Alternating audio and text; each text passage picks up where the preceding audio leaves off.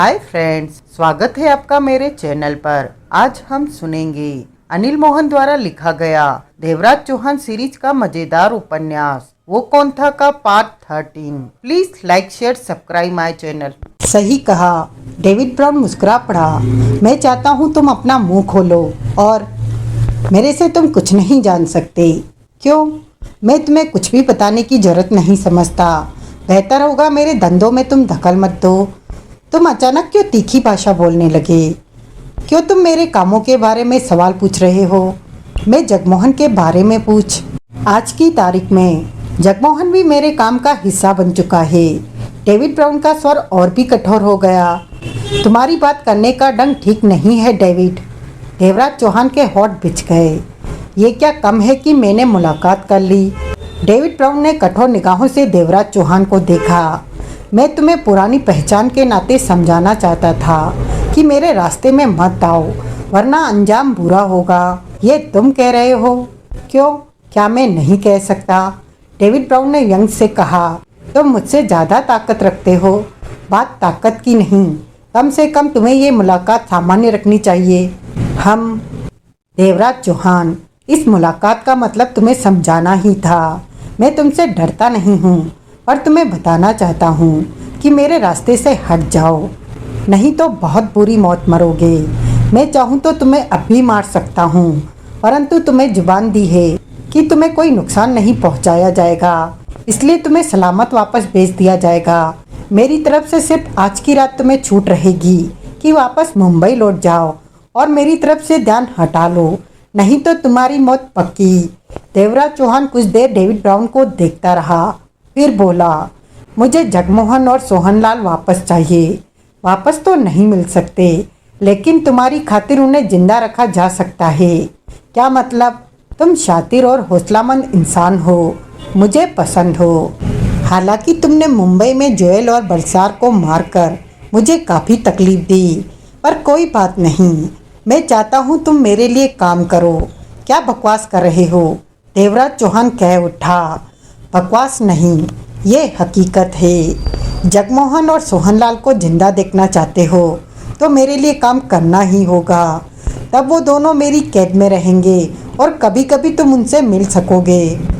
David brown ने देवराज चौहान की आंखों में झांका। अगर मेरी बात तुम्हें पसंद नहीं तो दोनों मरेंगे, साथ में तुम भी मरोगे। मेरी ताकत का अंदाज़ा नहीं है तुम्हें। सोचना शुरू करो तो तुम्हें सब कुछ समझ में आ जाएगा कि मेरे खिलाफ काम करने की तुम्हारी औकात ही नहीं है। देवराज चौहान डेविड ब्राउन को देखता रहा। दो ही रास्ते हैं तुम्हारे सामने, मुंबई जाओ और जगमोहन सोहनलाल को भूलकर जिंदगी बिता दो, या फिर मेरे लिए काम करो और कभी कभी तुम्हें उन दोनों से मिला दिया जाएगा। रास्ता अब तुमने पसंद करना है। तीसरा रास्ता भी है मेरे पास। देवराज चौहान का स्वर कड़वा हो गया। तीसरा रास्ता?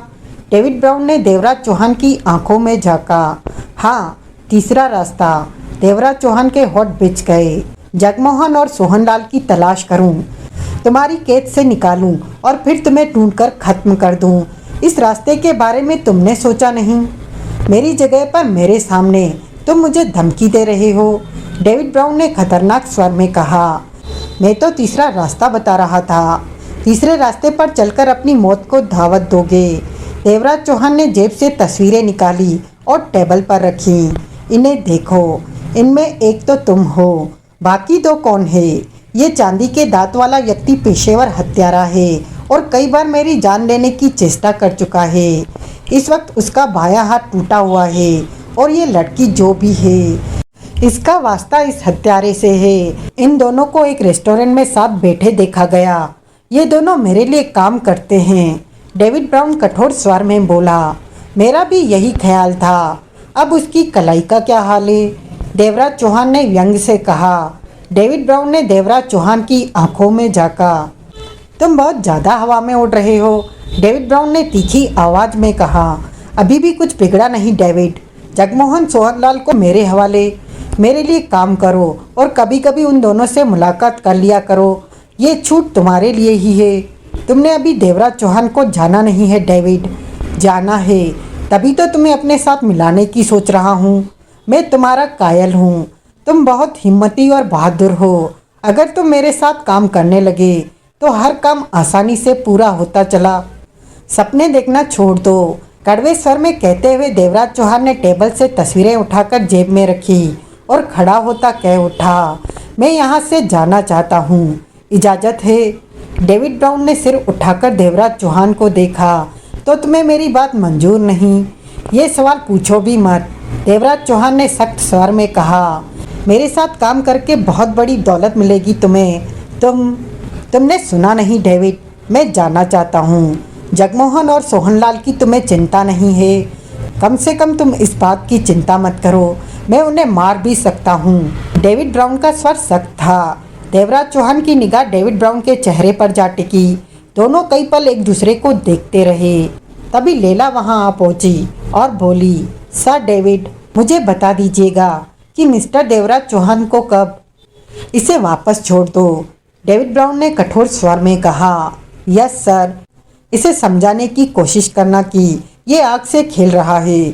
इसकी नासमझी जगमोहन, सोहनलाल और इसकी भी जान ले लेगी। डेविड ब्राउन शब्दों को चबाकर खतरनाक स्वर में कह उठा। तभी देवराज चौहान पलटा और बाहर की तरफ चल पड़ा। लैला फौरन देवराज चौहान के पीछे बाहर निकलती चली गई। डेविड ब्राउन ने गहरी सांस ली और सोफे की पुष्ट से सिर टिका लिया। उसी पल कमरे में एक व्यक्ति निकलकर वहां पहुंचा और मुस्कुराकर बोला, आपने देवराज चौहान से ठीक बात की। डेविड ब्राउन ने उसे देखा, फिर विस्की के गिलास से घूंट भरकर कहा, कभी तुम मेरे लिए काम करते थे रंजीत, अब मेरे से गद्दारी करके आप मुझे 1 लाख रुपया महीना देते थे। वो मुस्कुराकर बोला, अब मुझे 3 लाख रुपया मिलता है। मेरा साथ दो, मैं वापस अपनी जगह ले लूँगा तो तुम्हें 5 लाख दूंगा।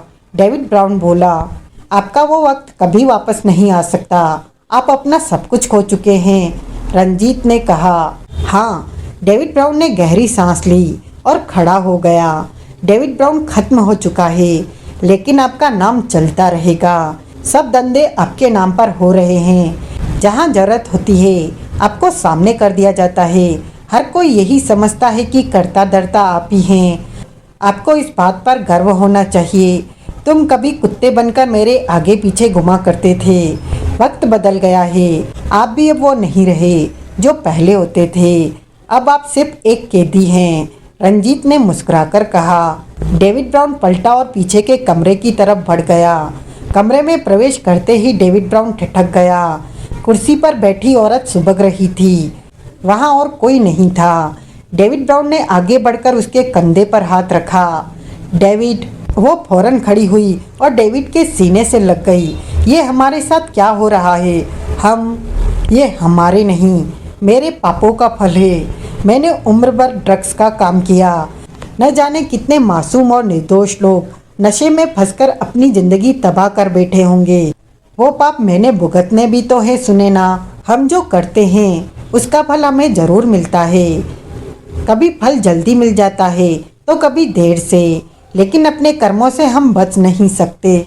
मैं थक गई हूँ डेविड, सुनैना ने सुबकते हुए कहा। मेरी वजह से तुम्हें भी कितनी तकलीफ उठानी पड़ती है। वो लोग मेरे सिर पर रिवॉल्वर रखकर तुमसे मनचाहा काम करवा लेते हैं। तुम मुझे इतना क्यों चाहते हो कि मुझे लगता है अब सब ठीक होने वाला है। ठीक? मुझे नहीं लगता ये कभी ठीक होगा। हम फिर से सामान्य जिंदगी जी पाएंगे। 5 साल हो गए हमें इस तरह। देवराज चौहान गोवा आ गया है। डेविड ने सुनैना को अपने से अलग किया। देवराज चौहान, आपको उस पर इतना भरोसा क्यों है? कि मुझे उस पर पूरा भरोसा है। 25 साल पहले उसके साथ एक डकैती की थी। उसके बाद मैं हमेशा उसके कारनामों को सुनता रहता था। वो अपने जैसा अलग ही इंसान है। उसमें दिमाग है, हिम्मत है, हर तरह का काम करना आता है उसे, अगर वो करना चाहे।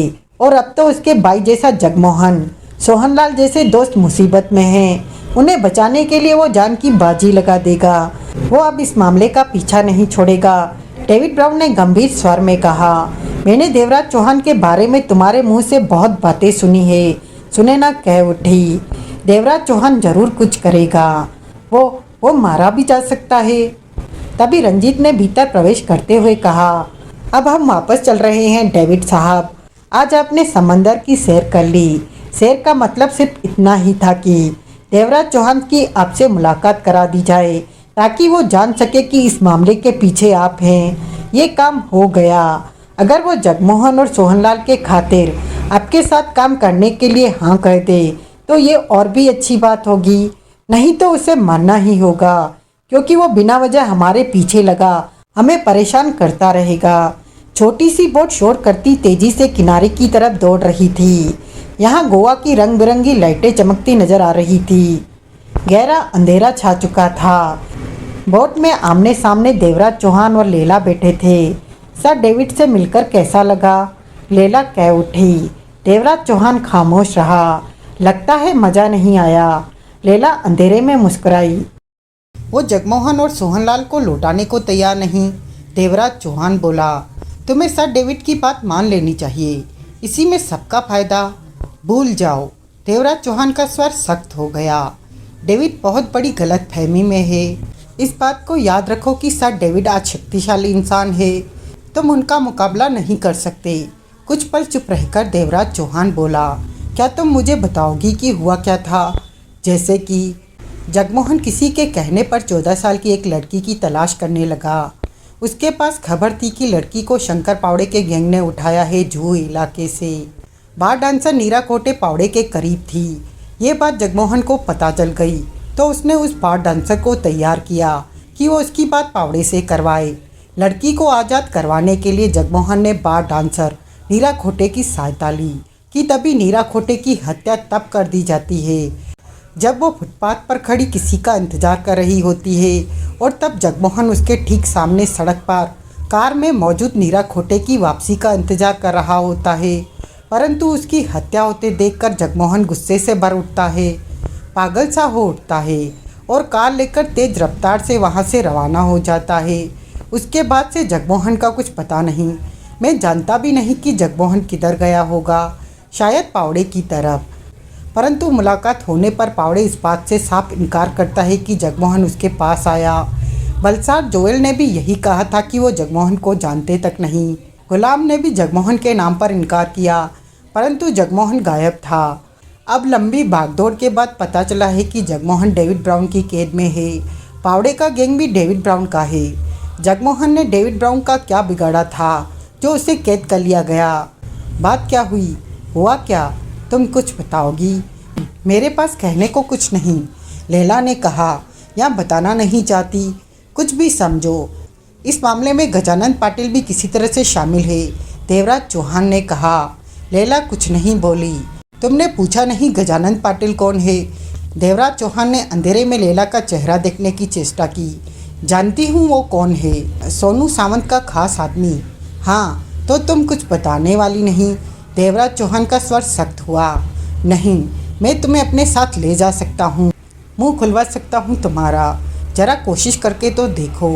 लैला के स्वर में मुस्कान का भाव आ गया। तुम अभी तक नहीं समझ सके कि तुम्हारा वास्ता कैसे लोगों से पड़ा है। सर डेविड ने सब कुछ पहले ही सोच रखा है। ऐसा वक्त आए तो इसके भी इंतजाम कर रखे हैं, पर तुम्हें वो इंतजाम नज़र नहीं आएंगे। वक्त आने पर देख सकोगे। तुम कोई भी चालाकी नहीं कर सकते। क्या मेरे पर नज़र रखी जा रही है? कभी रखी जाती है तो कभी नहीं, लेकिन अब बहुत हो गया। तुम्हें ज़्यादा छूट नहीं दी जा सकती। या तो सर डेविड की बात मानो, नहीं तो अंजाम भुगतने को तैयार रहो। आज रात का वक्त है तुम्हारे पास, तुम्हें कुछ भी नहीं कहा जाएगा। रातों रात गोवा छोड़कर मुंबई चले जाओ और ये मामला भूल जाओ, नहीं तो तुम्हें, सोहनलाल और जगमोहन को ख़त्म कर दिया जाएगा। तुमने सर डेविड के काफ़ी वक्त और कई काम खराब किए हैं। आज रात भी नज़र रखी जाएगी। देवराज चौहान का स्वर शांत था। आज रात? वो हंसी। तुम तो आज रात मेरे साथ बिताने वाले हो। मैंने ऐसा कुछ नहीं कहा। हम डिनर भी साथ करेंगे और रात को तो होटल के कमरे में खूब मज़ा आएगा तुम्हें। मेरा विश्वास करो, मुझे मज़े लेने की आदत नहीं है। आदत नहीं है? क्या मर्द नहीं हो? मैंने कहा मज़े लेने की आदत नहीं है।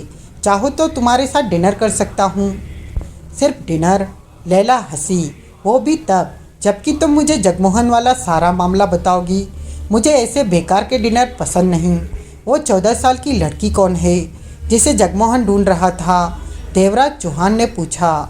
मुझे क्या पता, तुम्हें सब पता है। सब कुछ पता है। लगता है तुम डेविड की खास हो।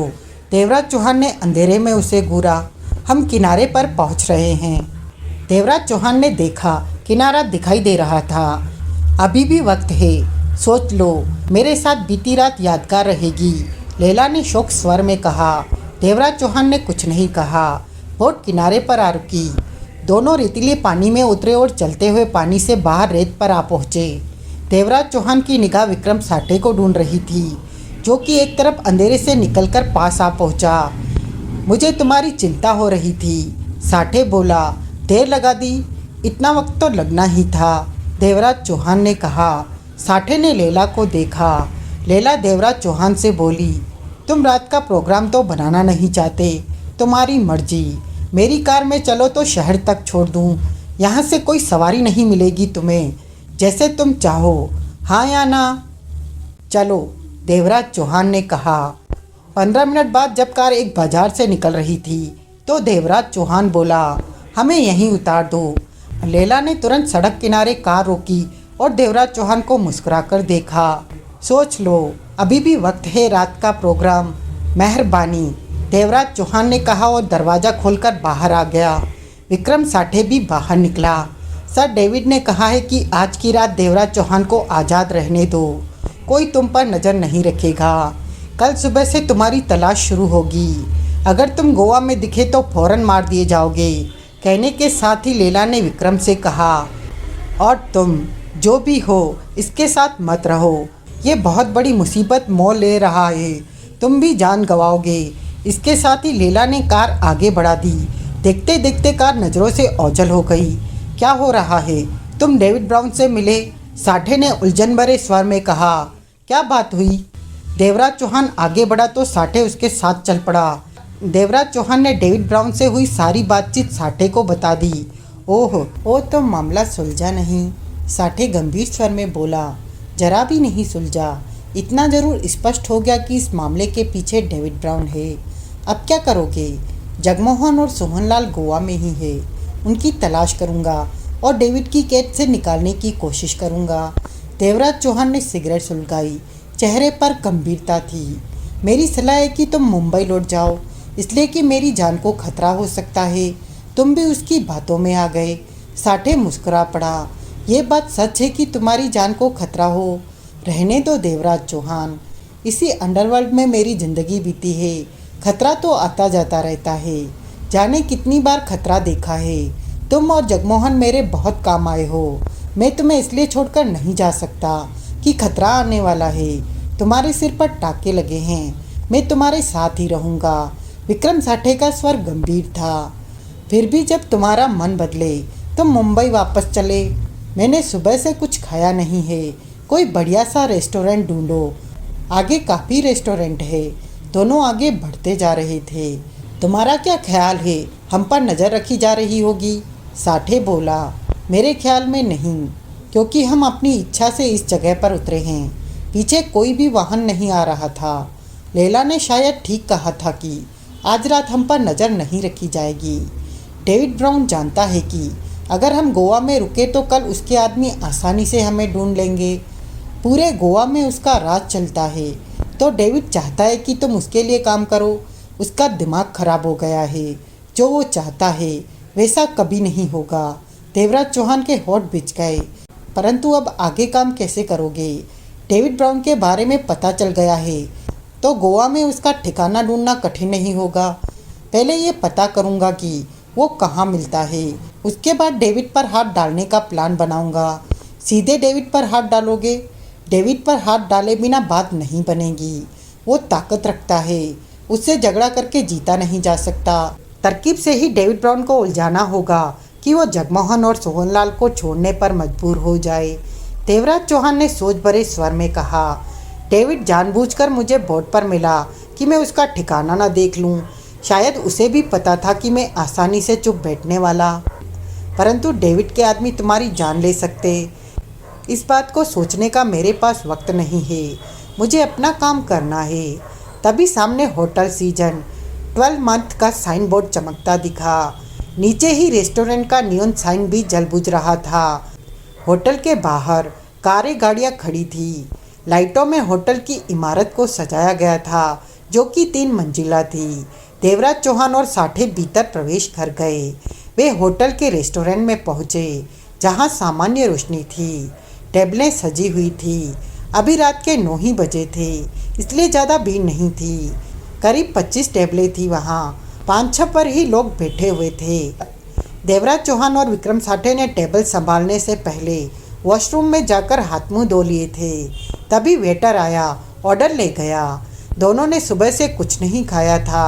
15 मिनट में ही खाना सर्व कर दिया गया। दोनों खाने लगे। 5 मिनट ही बीते थे कि टेबल के पास से एक युवती निकली और 2 टेबल आगे जाकर चेयर पर जा बैठी। उस युवती की तरफ दोनों का ध्यान नहीं था, परंतु खाते खाते देवराज चौहान की नज़र युवती पर पड़ी, जो वेटर से बात कर रही थी। देवराज चौहान को लगा कि उसे कहीं देखा है, परंतु सोचने पर भी याद नहीं आया कि कहाँ देखा है। खाना खाते समय कई बार निगाह उस युवती पर पड़ी, तो जेहन में ये ख्याल पक्का होता चला गया कि इस युवती को कहीं देखा जरूर है, लेकिन इसके आगे कुछ भी याद नहीं आ रहा था। 20 मिनट लगे दोनों को खाना समाप्त करने में। वेटर बर्तन ले गया, टेबल साफ कर गया, उसे 2 कॉफ़ी का ऑर्डर दिया। देवराज चौहान की निगाह बार बार उस युवती पर जा रही थी। साठे ने पीछे तो नहीं देखा, पर कह उठा, तुम बहुत देर से मेरे पीछे देख रहे हो, वहाँ कोई है क्या? लड़की है, देवराज चौहान धीमे स्वर में बोला। मुझे लगता है उसे कहीं देखा है। देखा होगा, ये बड़ी बात नहीं। मेरे लिए बड़ी बात है, क्योंकि बिना वजह मुझे चेहरे याद नहीं रहते। फिर इस लड़की का चेहरा क्यों? उसने तुम्हें देखा है 2-3 बार, देवराज चौहान बोला। लड़की की आंखों में पहचान के भाव उभरे। साठे ने पूछा, नहीं तो फिर तुम्हें गलतफहमी हो रही है। तुम उस लड़की को नहीं। साठे कहते कहते रुक गया। उसने देवराज चौहान के चेहरे पर हैरानी उभरती देखी। अगले ही पल देवराज चौहान ने अपना चेहरा दूसरी तरफ फेरा, चेहरे के बाहों पर काबू पाया, फिर साठे को देखा। क्या हुआ? साठे के होठ सिकुड़ चुके थे। याद आ गया लड़की के बारे में कि मुझे विश्वास नहीं आ रहा। मैं हैरान हो रहा हूँ कि ये क्या हो रहा है। देवराज चौहान की निगाह बार बार पीछे बैठी लड़की पर जा रही थी। पर हुआ क्या है जो तुम? साठे, ये नीरा है, बार डांसर नीरा खोटे, जिसकी हत्या हो चुकी है। देवराज चौहान हैरान परेशान सा कह उठा। वो नीरा ही थी, नीरा खोटे, डेलक्स बार की डांसर, जो तब जगमोहन के साथ थी और फुटपाथ पर खड़ी थी कि मोटरसाइकिल पर आए हत्यारों ने फायरिंग करके उसे मार दिया था, जिसके मृत चेहरे की तस्वीर देवराज चौहान ने पुलिस वाले से हासिल की थी और अब वो कार की डैशबोर्ड में रखी हुई थी। नीरा की हत्या हो चुकी थी, पर वो सामने बैठी नजर आ रही थी। देवराज चौहान किसी तरह इस बात को हजम करने की चेष्टा करने लगा, लेकिन चेहरे के भाव पर वो ठीक तरह से काबू नहीं पा सका।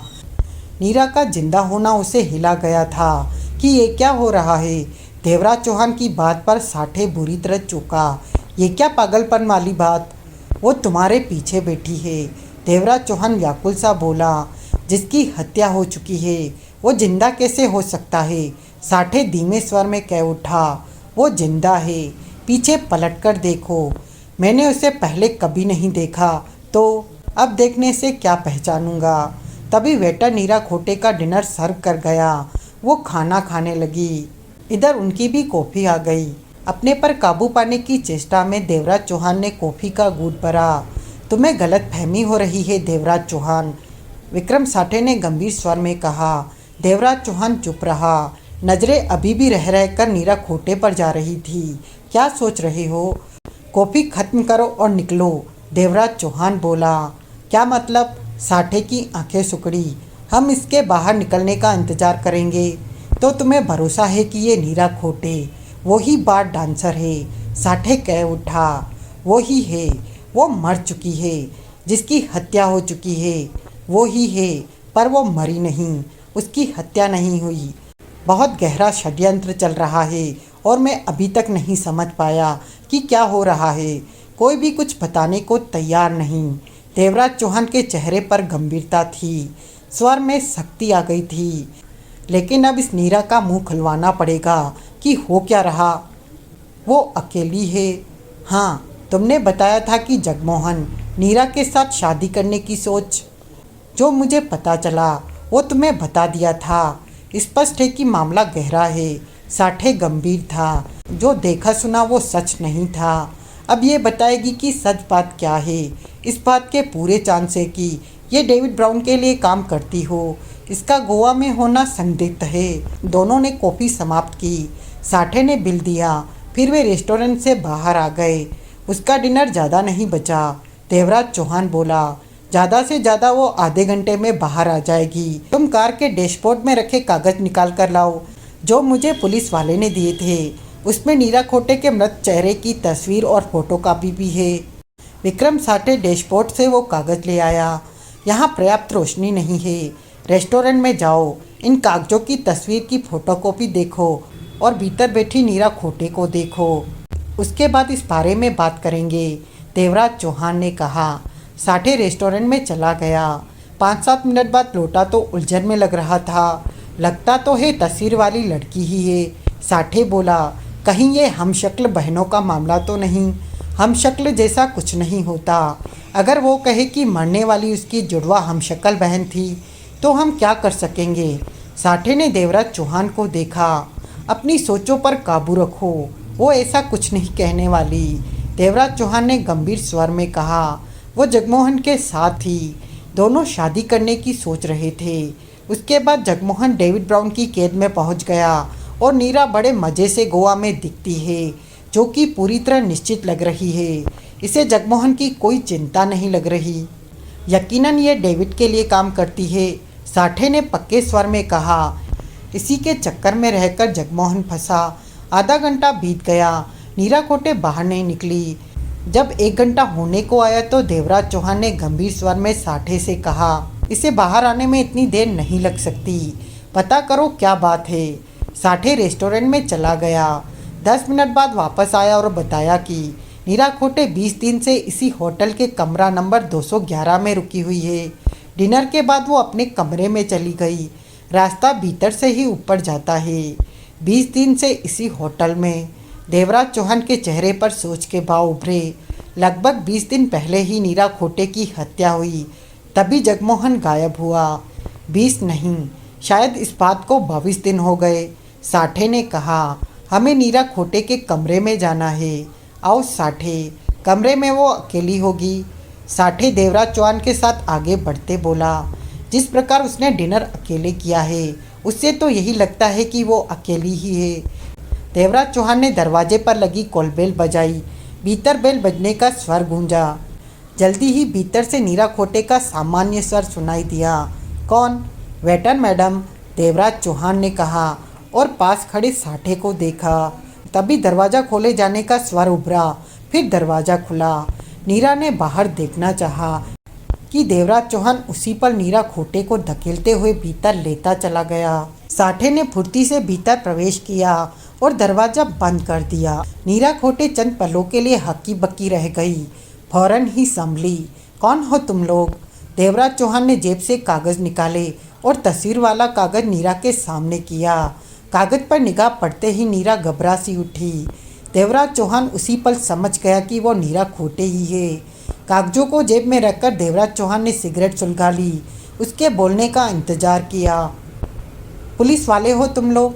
नीरा का स्वर सामान्य नहीं था। नहीं। देवराज चौहान आगे बढ़ा और कुर्सी पर जा बैठा। तुम्हारी तो हत्या हो गई थी, फिर तुम जिंदा कैसे हो गई? नीरा चुप रही, बेचैन रही, फिर बोली, तुम कौन हो? जगमोहन कहाँ है? जगमोहन? नीरा चौंकी। तुम्हारा जगमोहन से क्या वास्ता? मैं देवराज चौहान हूँ। देवराज चौहान? नीरा पुनः चौंकी। तुम देवराज चौहान हो? ओह, मुझ तक कैसे पहुँचे? तुम्हें रेस्टोरेंट में खाना खाते देखा। तुम्हारे मृत चेहरे की तस्वीर मैं पहले ही देख चुका था, इसलिए पहचान लिया। नीरा परेशान सी दिखी। वो कभी देवराज चौहान को तो कभी साठे को देखती। जगमोहन कहाँ है? देवराज चौहान ने पुनः पूछा। मुंबई में। मुंबई में कहाँ? तुम्हें मिला नहीं क्या? चालाक बनने की कोशिश मत करो। देवराज चौहान का स्वर सख्त हो गया। जो मैं पूछता हूँ उसका सच जवाब दो। मैं जगमोहन को ढूंढ रहा हूँ। अब पता चला है कि जगमोहन डेविड ब्राउन की कैद में है और गोवा में डेविड ब्राउन की कैद में नीरा के होठों से निकला, क्या बात करते हो, वो तो डेविड ब्राउन के लिए काम कर रहा था। देवराज चौहान बुरी तरह चौंका। साठे की हालत भी ऐसी ही दिखी। क्या कहा? देवराज चौहान के माथे पर बल दिखे। जगमोहन डेविड ब्राउन के लिए काम कर रहा था। हाँ, उसी के कहने पर तो जगमोहन ने ये काम करना स्वीकार किया था। क्या काम? 14 साल की बच्ची को ढूंढने का काम, नीरा खोटे ने कहा। तुम झूठ बोलना बंद नहीं करोगी? देवराज चौहान गुर्रा उठा। क्या मतलब? नीरा खोटे ने देवराज चौहान को घूरा। मैं अभी डेविड ब्राउन से मिलकर आ रहा हूँ। उसने खुद माना है कि जगमोहन उसकी कैद में है और वो उसे छोड़ने को तैयार नहीं है। उसने मुझे भी धमकी दी, या तो मैं उसके रास्ते से हट जाऊं या उसके लिए काम करने लगूं। अब तुम कहती हो कि जगमोहन डेविड ब्राउन के लिए काम कर रहा था। ये कैसे हो सकता है? पावड़े के गैंग वालों ने उस लड़की को उठाया था, जबकि पावड़े के गैंग का मालिक डेविड ब्राउन ही है। मुझे सच सच बताओ कि मैंने तुमसे सच कहा है, नीरा खोटे ने दृढ़ स्वर में कहा। जगमोहन डेविड ब्राउन के लिए काम कर रहा था। कौन मानेगा तुम्हारी बात? मैं तो मानती हूँ। तुमने सुना नहीं कि मैं अभी डेविड ब्राउन से मिलकर? कहाँ मिले उसे? उसकी बोट पर, समंदर में। कैसे मिले? उसके आदमी मुझे उस तक ले गए। मुझे उस इंसान की तलाश थी जिसके पास जगमोहन है। मैं गोवा आया तो मैं तुम्हारी बात को नहीं मान सकती। क्यों? क्योंकि मुझे पता है जगमोहन ने डेविड ब्राउन के कहने पर यह काम करना स्वीकार किया। ये बात जगमोहन ने मुझे खुद बताई थी। वो मुझसे सच कह रहा था। हम अच्छे दोस्त बन गए थे, नीरा ने दृढ़ता भरे स्वर में कहा। देवराज चौहान लंबे पलों तक नीरा को देखता रहा। यहाँ तो बात और उल्टी होती लग रही है, विक्रम साठे ने गंभीर स्वर में कहा। देवराज चौहान ने कष्ट लिया और नीरा से बोला, तुम्हारे हिसाब से अब जगमोहन कहाँ है? वो लापता है। लापता? तुम्हें नहीं मालूम कहाँ है? यही कहना चाहती हो न तुम? मैं नहीं जानती वो कहाँ है, नीरा खोटे ने बेचैनी से कहा। पर क्या पर? नीरा खोटे खामोश रही। जगमोहन डेविड की कैद में नहीं है? देवराज चौहान ने पूछा। नहीं, नीरा के स्वर में विश्वास था। तो कहाँ है? ये मैं नहीं बता सकती। तुम्हें पता है, परंतु तुम बता नहीं सकती, देवराज चौहान बोला। नीरा खोटे ने होठ बीच लिए। तुम्हारे मरने का क्या नाटक था? ये सब तुमने क्यों किया? देवराज चौहान ने पूछा। मैं तुम्हें कुछ नहीं बता सकती, नीरा परेशान सी कह उठी। क्यों? तुम्हें कुछ बताने का मतलब है? किसी की जान को खतरा बढ़ जाना, कोई मर सकता है। कौन? तुम्हें नहीं बता सकती। जगमोहन की तुम्हें चिंता नहीं है, पर मुझे उसकी ज़रूरत है। मैंने उसे वापस पाना है। तुम्हें बताना होगा कि कभी नहीं। नीरा ने इनकार में सिर हिलाया। तुम्हें कुछ बताकर मैं उसकी जान खतरे में नहीं डालना चाहती। मैं साठे, देवराज चौहान ने कठोर स्वर में कहा। रिवाल्वर निकाल। साठे ने उसी पल रिवाल्वर निकाल ली। नाल इसके सिर से लगा और ट्रिगर दबा दे। ये हमें कुछ पता नहीं रही तो ये हमारे काम की नहीं। साठे ने उसी पर रिवाल्वर निकाली और तेजी से नीरा की तरफ बढ़ा। तुम मेरे साथ ऐसा नहीं कर सकते। नीरा ने हड़बड़ाकर साठे को पीछे धकेला। जगमोहन ने कहा था कि तुम अच्छे इंसान हो। मुझे अच्छा देखने के लिए तुम्हें भी अच्छा बनना होगा, देवराज चौहान बोला। तुम समझे नहीं, उसकी जान को खतरा बढ़ जाएगा अगर मैंने मुंह खोला तो। तुम्हें मुंह खोलना ही होगा। मैं सब कुछ जाने बिना जाने वाला नहीं, देवराज चौहान ने दृढ़ स्वर में कहा। नीरा खोटे परेशान दिखी। मारूं? साठे बोला। 2 मिनट रुक जा। देवराज चौहान की निगाह नीरा खोटे पर थी। तुम्हारे मुंह खोलने पर किसकी जान खतरे में पड़ेगी? नीरा ने होठ बीचे देवराज चौहान को देखा। जवाब दो, सब कुछ जानकर तुम क्या करोगे देवराज चौहान? जगमोहन को आज़ाद करवाऊंगा और ज़रूरत समझी तो सब कुछ ठीक करने की कोशिश करूंगा, अगर हो सका तो। जगमोहन तुम्हें बहुत मानता है और डेविड ब्राउन भी तुम्हें बहुत मानता है। सच बात तो यह है कि जब तुम्हारा फ़ोन नहीं लगा तो डेविड ब्राउन ने जगमोहन को फ़ोन किया था। मैं मलेशिया में था, जगमोहन ने बताया था। नीरा खोटे ने गहरी सांस ली। मैं तुम्हें सब कुछ बताती हूँ, इस विश्वास के साथ बताती हूँ कि तुम जगमोहन की तरह मामला ठीक करने की चेष्टा करोगे। बाद में डेविड ब्राउन इस स्थिति में नहीं रहा कि तुमसे बात कर पाता। नहीं तो उसने तुम्हें ज़रूर फ़ोन किया होता। बैठ जाओ, हमें आराम से बात करनी चाहिए, देवराज चौहान गंभीर स्वर में कह उठा। नीरा खोटे उसके सामने कुर्सी पर बैठ गई। साठे ने रिवॉल्वर जेब में रखी और बैठ गया। कॉफ़ी लोगे? नीरा ने पूछा। मुझे सिर्फ तुम्हारी बातें सुननी है, देवराज चौहान ने कहा। नीरा कुछ पल चुप रही, फिर बोली, डेविड ब्राउन और सोनू सावंत में भाइयों की तरह रिश्ता है। दोनों के अपने अपने धंधे हैं, परंतु उनमें प्रेम है। सही बात तो यह है कि मुझे ज़्यादा कुछ नहीं पता, परंतु जो बातें मुझे सोनू सावंत, गजानन पाटिल और जगमोहन से पता लगी, वही मैं तुम्हें बता रही हूँ, नीरा ने बेचैन स्वर में कहा। बातें तुम्हें मोटे तौर पर बता रही हूँ, सीधे सीधे बता रही हूँ। कहो, मैं समझ जाऊँगा, देवराज चौहान बोला। सोनू सावंत की 14 वर्षीय बेटी मेना का मुंबई के जुहू इलाके से अपहरण हो गया। तब वो अपनी माँ के साथ मार्केट में शॉपिंग करने आई थी। कोई नहीं जानता था कि उस बच्ची का पिता सोनू सावंत है। वो अपने परिवार को अपने से दूर और सुरक्षित रखता था, उनसे मिलने में भी सावधानी बरतता था। ऐसे में एक वैन उनके पास आकर रुकी। माँ को धक्का दिया, लड़की को वैन में घसीटा और वैन चली गई। तो वो 14 साल की लड़की मुंबई अंडरवर्ल्ड डॉन सोनू सावंत की है, साठे के होठों से निकला। हाँ, नीरा ने सूख रहे होठों पर जीभ फेरी और कहा। बात तुरंत सोनू सावंत तक पहुंची। सोनू सावंत की वो इकलौती बेटी है और उसे अपनी जान से भी ज़्यादा चाहता है। सोनू सावंत ने 1 घंटे में मालूम कर लिया कि यह हरकत शंकर पावड़े के गैंग की है। सोनू सावंत परेशान हो उठा। आज की कहानी बस यहीं तक। कहानी का अगला भाग जानने के लिए बने रहे मेरे साथ। अगर यह नावल आपको पसंद आया हो तो please like share subscribe my channel.